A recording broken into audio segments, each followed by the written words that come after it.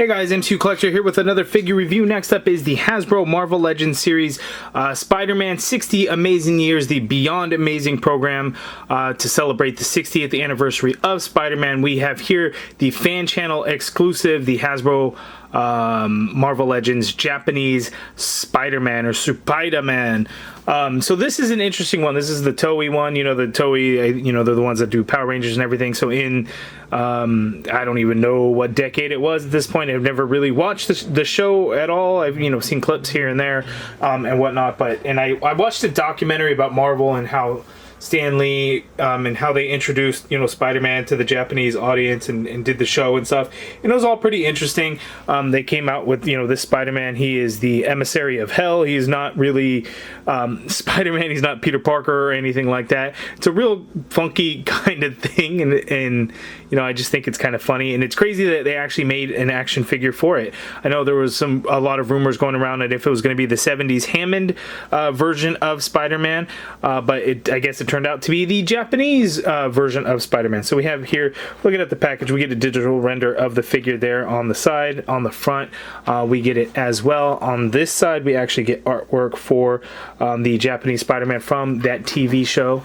And then looking at the back of the package here, we get some cool artwork along with, you know, a 3D digital render of the figure along with the accessories, three web pieces, excuse me, and then a pair of fists for him. All pretty interesting. Again, this is a fan channel exclusive. I got mine from toysnowman.com. Link in the video description below. It is my referral link, which for first-time buyers will get you a 5% off coupon code in your Frost Rewards. It is currently in stock now. Again, they are a Canadian-based toy retailer, toysnowman.com, so please do keep that in mind. But any orders of $100 or more, you get free shipping to the US. So that's not too bad when they've got several things that you may be interested in. And keep in mind, Canada gets stuff before the US every single time. Almost. There are some exceptions, but for the most part, Canada gets things first by like a couple of months first kind of deal. I know that some of these have made their way out from Dorkside and other places, so it is an option now, currently in stock, toysnowman.com. And again, the video description below, my referral link, which will give you a 5% off coupon code in your Frost Rewards. Again, that is for first-time buyers only. So let's get into it. Let's get a closer look at Spider-Man along with his accessories. There have just been so many web accessories and different things. I believe the first time we saw these was actually fairly recently with the Armored Spider-Man in the retro line. So we have here a nice bright white web, which is cool. Usually with the webbing and stuff, we would actually get semi-translucent white-ish in color, but these are full-on white. And the reason for that is in that show, the web, especially the web line, like this is a thick white, because in the show it was like white thick-ass rope that they used, so it's kind of funny. So this is fitting that they didn't go with the translucent color like we've been seeing. They went with the full-on white, and that makes sense. Same goes for these web accessories. Again, we have seen these before, excuse me. So it's cool that if you want to tack them up to something or just lay them on the ground or whatever to show that there's kind of webbing that's been going on. So that's something that you could do. That is an option. Here I have a pair of fists for the Japanese Spider-Man, so you can see there. And then we'll take a look at Spider-Man himself. Not really sure what that voice was, so we're going to quickly move on from that. And here we have a closer look at Spider-Man. And I'm trying to think, it kind of probably looks a little bit orange. I'm looking at the screen on my camera here, and he's coming out pretty orange. And depending on the light and the situation that you have, he does kind of look orange a little bit. It's a little funky. But, you know, he's kind of cool. But I will tell you, I do have some QC issues with mine. And it's some things that I'm actually just now literally realizing as I have him under some bright lights and stuff. When I first opened it, I'm like, oh, you know, he looks pretty cool. I don't have any glaring issues where there's like missing web lines or anything like that. But there's a couple of things. Like, what the hell is that on the shoulder? Not really sure there. There's some smudge. Something happened. And then looking on the back of this arm, like, what's going on there? Oh, look at that elbow. What's going on there? Things that are pretty minor, not really that big of a deal to me. You know, it sucks. You want a figure to be perfect, sure. So a couple of things there. Not really too bad there. But when I'm looking at here in the front now, if you look at his right side, nice red color. It might look a little orange to you, but it's a red color. Looking at the left side, well, it's a darker red color. And what the hell happened there? So the red is painted over the blue. The slower torso piece is the molded blue plastic. It is the ABS hard plastic. So I don't know if his right side got an extra layer of that red paint, because this one you could see kind of the blue is kind of bleeding through. And that kind of sucks, and that messed with the web line a little bit right there in the front. So QC issues, I think I saw somebody mention something about several QC issues with this figure. Those are going to be bound to happen. I think the QC issues have always been there. I think people probably talking about it a little bit more with the windowless packaging, the plastic free. But keep in mind that this is a fan channel exclusive, so you're not going to find him in stores to check through those windows to begin with. It sucks, but it's just kind of one of those things. So it's fan channel, you're likely going to be ordering it online, unless GameStop may have it, but I don't. How many GameStops are around? Like my local GameStop, I just realized today, like it's closed, like it's gone. And then maybe some local comic shops eventually you'll find, so there's that. But primarily, I'm sure you're ordering online. It always sucks to get something that, you know, doesn't look as good. You know, the stuff on the arm here, that, you know, I can overlook that. This one I can overlook too, but man, it really sticks out to me too. You know, if I happen to get another one, I may, you know, kind of look to compare and whatnot, but you know, we'll see. But anyway, looking at this figure, I got to double check with some of the parts on kind of what is used. We are pinless on the elbows and pinless on the knees, so I'm not sure, you know, exactly which body pieces they use. I'm looking at this guy and it's not the Amazing Fantasy at all. We knew the torso was going to be like the Mr. Fantastic torso. That was already mentioned to us, because I think, you know, it works well with this figure because he's not muscular. It's not super tight on him at all. You can see it's kind of loose fitting.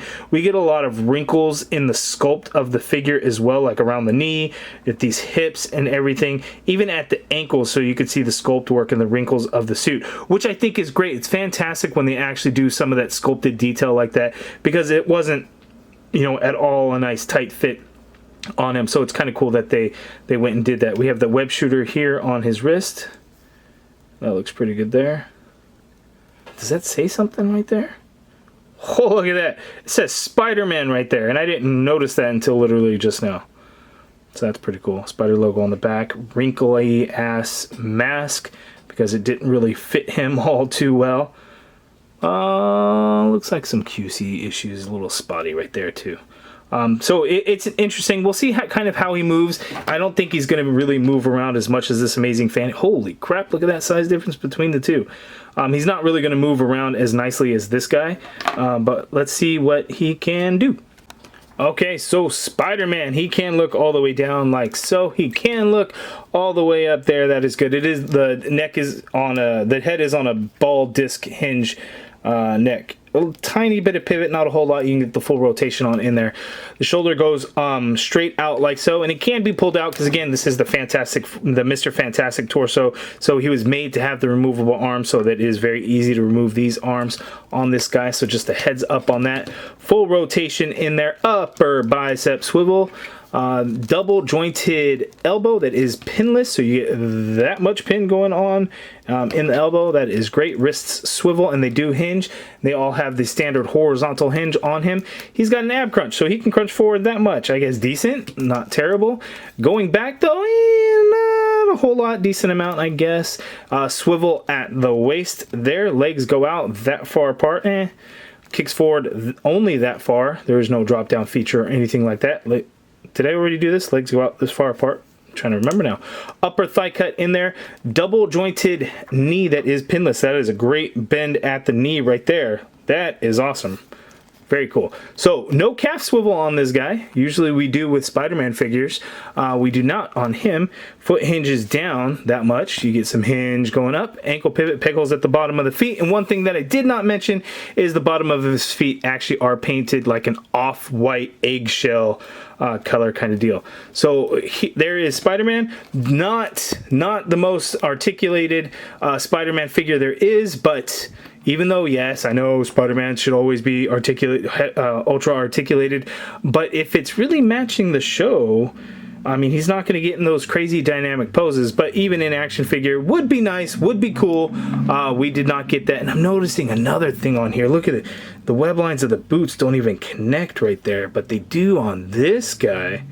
Oh, yeah, so there's definitely some QC issues going on with Japanese Spider-Man. So I might try to get my hands on another one later on to try and replace this one, but we shall see. But, you know, as a comparison between these two Spider-Mans, they just don't compare. This guy is awesome.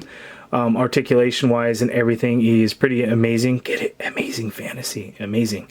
Whereas this Spider-Man, he's decent. It's cool to get that Toei representation. So there's that. You know, maybe one day I'll kind of watch something from the show, but I have not seen it. And it's just one of those fun, quirky things from Spider-Man's past and history. So it's pretty cool. But let's check out a fun little comparison next. And to fit the Toei kind of theme here with the Super Sentai / Power Rangers, Mighty Morphin Power Rangers, we have the Blue Ranger and the Red Ranger and Spider-Man there. And if I want to get really fun and creative, what we could do is I'm going to throw this guy here on in the back, just because, you know, I have that Spider MCU Ranger head sculpt there. But let's have some fun and let's see this head sculpt on this guy. Okay, just for fun. The blues and the reds definitely don't match, but that could be a fun little thing. Funny enough, that Spider-Man head sculpt actually popped onto that Iron Patriot figure just fine. Okay, so the Power Rangers head sculpts aren't really going to fit onto the Spider-Man, but the Spider-Man head fits onto the Power Ranger figure just fine. And, you know, hey, that could be something that would work. It's too bad there isn't really a color that would match, unfortunately. But, you know, you could have some fun with it a little bit, right? It's all about having fun sometimes. Yeah, that's not going to work. But just a little fun with the whole Toei Spider-Man Super Sentai thing. Yeah, it's crazy that they did a figure for the Japanese Spider-Man. Pretty iconic, I guess. Even though, you know, I think here in the US it wasn't all that popular. But I mean, like Hot Wheels came out with some stuff. Figure Arts did, but, you know, Figure Arts based out of Japan. But like Hot Wheels did the vehicle, and I don't know what the vehicle is called, but they actually, the vehicle, I have it. It was a Comic-Con exclusive. I don't know. Do I have it in arm's reach? I do not. So that's still pretty cool. Okay, so I did find my my extra San Diego Comic-Con exclusive. Like, this one's still sealed. I haven't even opened this one. I have a second one sealed, but I think it's locked away in a tote somewhere. But it is the Spider Machine GP7. It is the vehicle, and this says Hot Wheels authentically recreates the rare and super cool Spider Machine GP7. In 1978, Marvel released a Japanese television show based on Marvel's famed Spider-Man that was geared towards the Japanese fan base. When an alien instilled motocross racer Takuya Yamashiro was with amazing arachnid-like abilities, it became Takuya's responsibility to protect the citizens of Earth from the Iron Cross Army as Spider-Man. Along with his superhuman powers, Spider-Man had an arsenal of advanced technology, including his flying sports car, the Spider Machine GP7. Flying isn't the vehicle's only ability, as his cutting-edge car is equipped with machine guns and missile launchers inside its bonnet. The Spider Machine GP7 is stored in the Marveler spacecraft and becomes a key component in the transformation into the giant robot superweapon, the Leopardon. Am I saying that correct? Correct me in the comments below if that is not right. But I just read it like it spelled Leopardon. Which is used to defeat Spider-Man's biggest and toughest enemies. So, San Diego Comic-Con, Hot Wheels released that. They did have a regular release of it as well. I don't know what the real difference between them really is. So, there is that. So, Japanese Spider-Man has been pretty popular, you know, kind of throughout the years, whether people really are familiar with the actual show, like if they've seen it. But I would say that people probably likely recognize it and know of it. Whether they've actually seen it or not might be a different story, but pretty interesting. It's a decent figure. It's nice to get representations from Spider-Man across all the different universes, whether it's Japanese Spider-Man, Spider-Man the animated series, the various different movies and all of that. So it's pretty cool. But you guys let me know down in the comments below, what do you think of this Japanese Spider-Man figure? Are you picking it up? Are you going to pass? Or if you already got it, how bad was the QC on yours in terms of the paint apps? Because this is definitely one of the worst that I've seen in my experience for the Spider-Man figures in terms of the paint apps. I know there's been some crazy stuff that I've seen with people, like where web lines are just completely missing in some areas. So it's just kind of a bit of a crazy thing. So you guys let me know down in the comments below how yours turned out, because I am curious.